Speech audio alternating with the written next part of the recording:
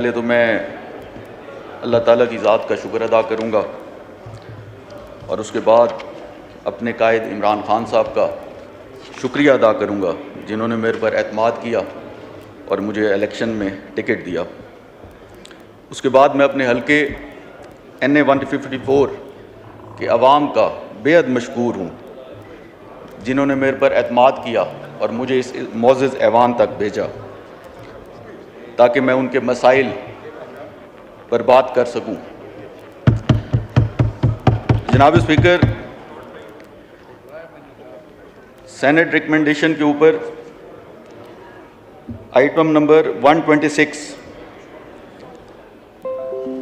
पर मैं बात करूंगा और इस पर बताना चाहूँगा कि मैं इसमें हमारी पाकिस्तान तहरीक इंसाफ की हुकूमत में इस प्रोजेक्ट के ऊपर काम जारी था और इसके ऊपर तकरीबन पेपर वर्क मुकम्मल हो चुका था। 126 के ऊपर उस हैदराबाद सक्कर मोटरवे 306 किलोमीटर। उसके बाद हमारी हुकूमत चली गई। चलें, इसको हम प्रोग्राम को हम सपोर्ट करते हैं जनाब स्पीकर। और दूसरा 128 के ऊपर भी बात करूंगा और इसके ऊपर भी यही कहना चाहूँगा भी इस बिल को भी हम सपोर्ट करेंगे जिसमें शहीद कुरान पेपर्स के हवाले से जो 165 मिलियन फंड्स जो मुख्तस किए गए।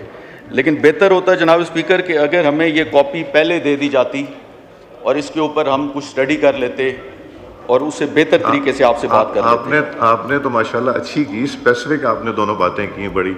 ये एक्चुअली हमने रात को लेट भेज दी थी, सुबह भी यहाँ रख दी थी, बट हमें तो अभी जब फ्लोर पे आए हैं तो स्पीकर साहब हमें मिली है। आपने तो अपना काम किया पूरा। जी हाँ, और स्पीकर साहब इसके साथ साथ स्पीकर साहब मुझे ना थोड़ा सा टाइम अपने हल्के के हवाले से भी चाहिए क्योंकि मेरा जो हल्का है वो अभी तो हम इसके ऊपर सेनेट रिकमेंडेशन पे कर रहे हैं, इंशाल्लाह फिर मौका मिलेगा। जनाब स्पीकर, मेरा हल्का NA 154 पिछले 40 साल से जितने भी नुमाइंदे मुंतखब होकर इस फ्लोर के ऊपर आए हैं, कभी उन्होंने इस फ्लोर के ऊपर अपने हल्के के हवाले से और इस फ्लोर पे बात ही नहीं की।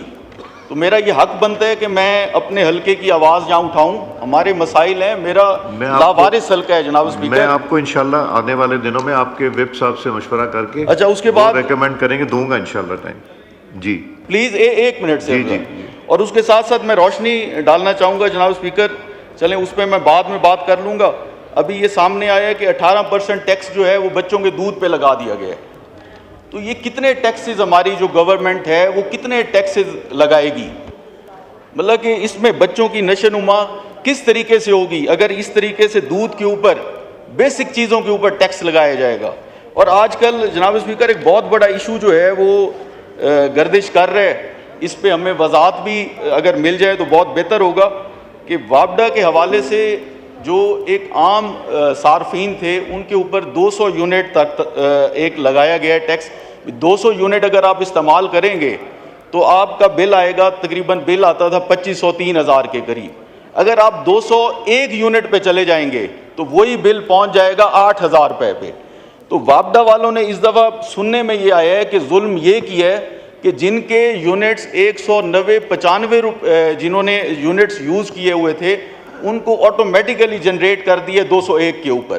तो जनाब स्पीकर, गरीब कहाँ जाए? या तो फिर बेहतर तो ये है कि हर शहर के अंदर फांसी घाट बनाए जाएं और गरीबों को लटका दिया जाए और उसके देखें जी क्या किस चीज़ का रोना रोए जनाब स्पीकर।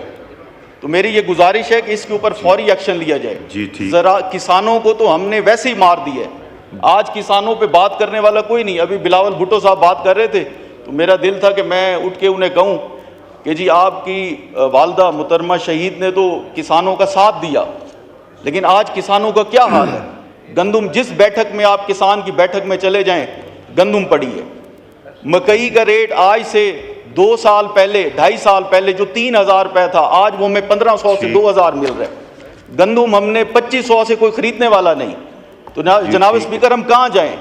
थैंक यू राणा साहब, इंशाल्लाह आपको दूंगा मैं। जी राणा साहब। जनाब स्पीकर, आखिर में बातें तो मेरे हल्के के हवाले से बहुत थी लेकिन अब टाइम आप नहीं दे रहे। आखिर में सिर्फ मैं यही कहूँगा कि अगर इस मुल्क का किसान खुशहाल होगा तो पाकिस्तान खुशहाल होगा। बहुत शुक्रिया। शुक्रिया जी। उस्मान बादीनी साहब।